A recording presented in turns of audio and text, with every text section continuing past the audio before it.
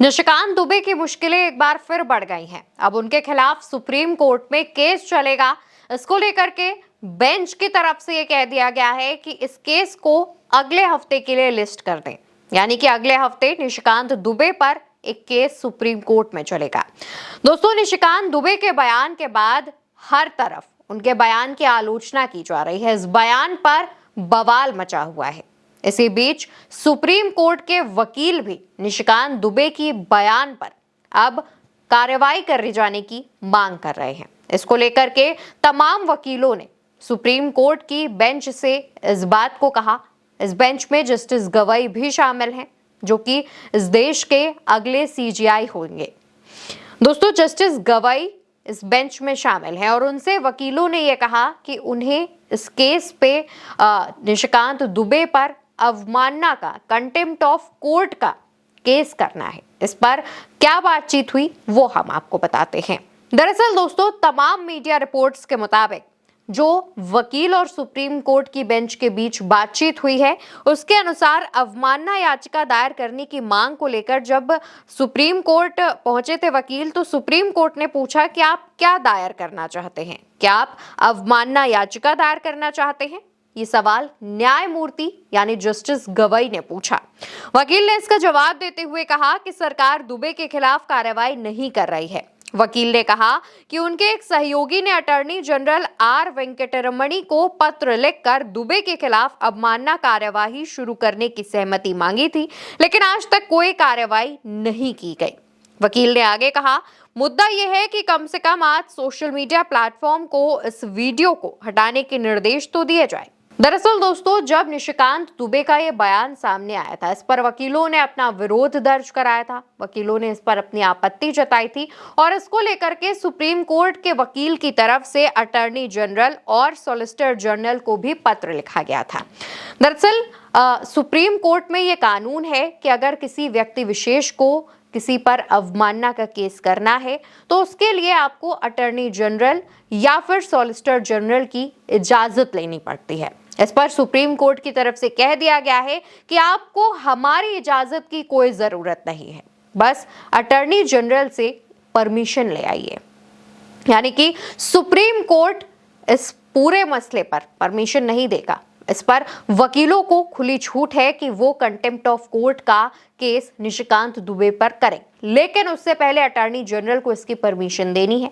इस पूरे मसले पर वकीलों ने सुप्रीम कोर्ट की बेंच को यह भी बताया कि अटॉर्नी जनरल और सॉलिसिटर जनरल दोनों को ही पत्र लिखे जा चुके हैं, लेकिन अभी तक कोई भी जवाब नहीं आया है। सरकार की तरफ से भी इस मामले पर कोई एक्शन नहीं लिया गया है। हालांकि दोस्तों, निशिकांत दुबे ने ना सिर्फ कोर्ट पर यह बयान दिया था, यह टिप्पणी की थी, बल्कि सीजेआई संजीव खन्ना पर भी टिप्पणी की थी। सीजेआई पर उन्होंने टिप्पणी करते हुए कहा था कि देश में जो गृहयुद्ध भड़क रहे हैं उसके पीछे संजीव खन्ना, सीजेआई संजीव खन्ना जिम्मेदार है।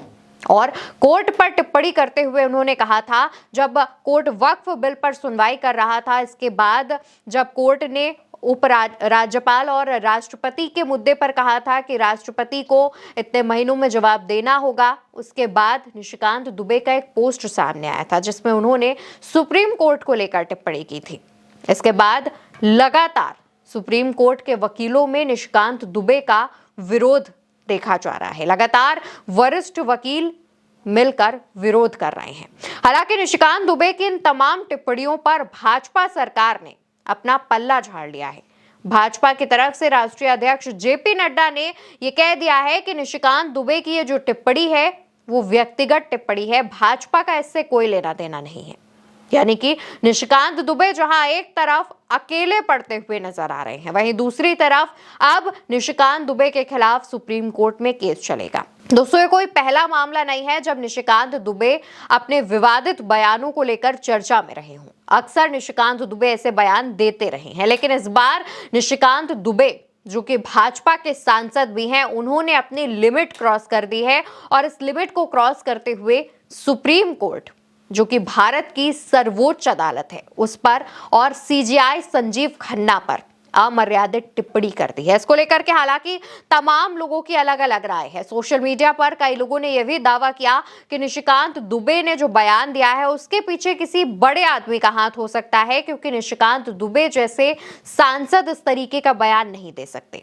वहीं दूसरी तरफ एक सोशल मीडिया पर एक वर्ग ऐसा है जो ये कहता है कि निशिकांत दुबे अपने विवादित बयानों को लेकर सुर्खियों में रहते हैं, इस वजह से उन्होंने एक बार फिर से ऐसा बयान दिया है। वहीं दूसरी तरफ दोस्तों, कांग्रेस की प्रवक्ता सुप्रिया श्रीनेत ने निशिकांत दुबे की फर्जी डिग्री पर एक बार फिर सवाल खड़े कर दिए हैं। इससे जुड़ी एक खबर भी उल्टा चश्मा यूसी ने आप तक पहुंचाई है। अगर आपने अभी तक ना देखी हो तो उसे देखिएगा। लेकिन अब निशिकांत दुबे का जो केस है, निशिकांत दुबे ने जो विवादित बयान दिया है, उसका मामला सुप्रीम कोर्ट में चलेगा और कहा यह जा रहा है कि सुप्रीम कोर्ट में ये जब मामला चलेगा उसके बाद निशिकांत दुबे पर मुश्किलें बढ़ सकती हैं। हालांकि इस पूरे मसले पर आप क्या सोचते हैं, इस खबर पर आपका क्या कहना है, कमेंट सेक्शन में बताइएगा और साथ ही उल्टा चश्मा यूसी को सब्सक्राइब करिएगा।